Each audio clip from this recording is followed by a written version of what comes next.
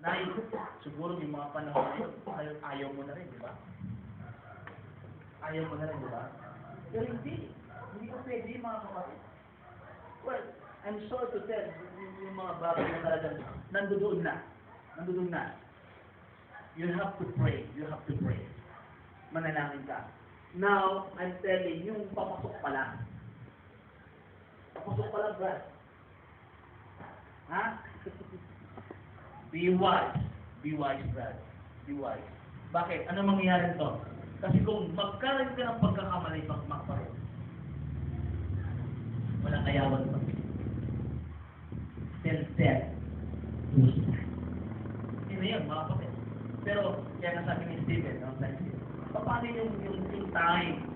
Wasting time. No? Wasting time. I don't feel, I don't feel no love for you. Ayun yung problema yun, yung mga panahon na yun. Tignan nyo, hindi dapat talaga magpataka sa mga ganyang bagay na yan. You should be wise.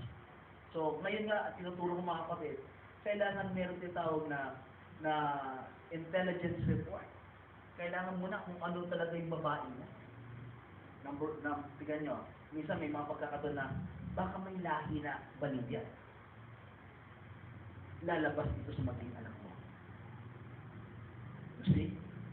Gusto mo mag-alaga na lalaki na naman parang mongoloid. Kaya nga sabi ko sa anak ko, huwag mo na kayo maingat. Tignan ito po ng maigit. Dati, sige kung anong tibok ng puso ko, sige na. Anong tulak ng tibok mo, sige na. Naku, mga pag-ibig na ngayon yan. Paano kung mapakasawa may matalyoso? Na kapag may pera ka lang, pwede pasok sa kulambo. Pag wala, outside na kulambo. Paano yan? Problema yung mga kapatid. Kasi sabihin ng asawa mo ba, love, ilan bang baby gusto mo? Sabi ng lalaki, 5. Sabi ng babae, depende yan sa pera mo. Siyempre, practical yung mga kapatid. Paano ba pakakainin mo yan? Magtutoy ng gatas siya. Mahal na ngayon, di ba? Paano yan? Magpatakan na puro lubi? That's problem. Yan problema mga kapatid.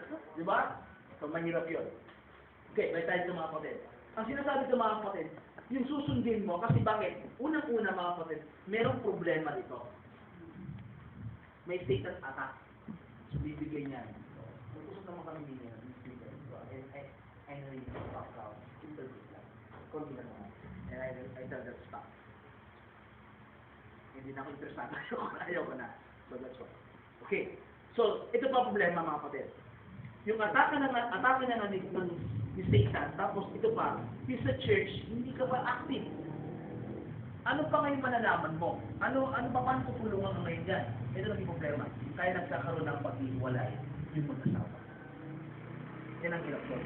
Kasi yung babae, yung lalaki, hindi masyadong malapit doon o hindi masyado niyang mahal o pininiwalaan yung tinatawag na Word of God. Yung salita ng Panginoon. Kasi problema talaga to. Ito, maniwala ko sa hindi. Ito talagang basic. Kung ang lalaki hindi maniniwala sa salita ng Diyos, anong kahinatnan ng